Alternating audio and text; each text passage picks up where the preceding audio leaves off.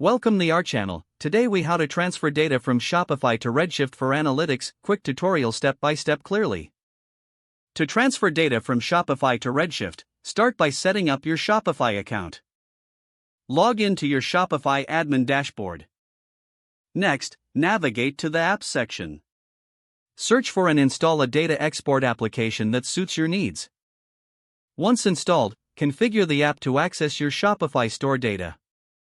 Select the specific data types you wish to export, such as orders or customer information. After configuring, initiate the data export process within the app.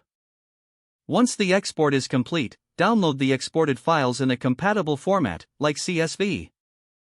Now, set up your Amazon Redshift account if you haven't done so already. Log into your AWS Management Console. Navigate to the Redshift service and create a new cluster if required. Take note of your cluster's endpoint and database details for later use. Next, open your SQL client or a database management tool.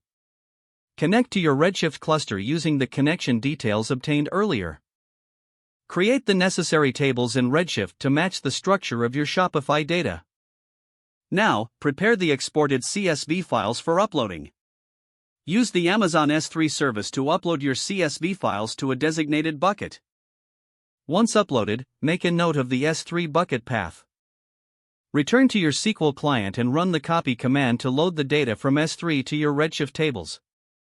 Specify the correct IAM role that allows access to the S3 bucket during the copy command.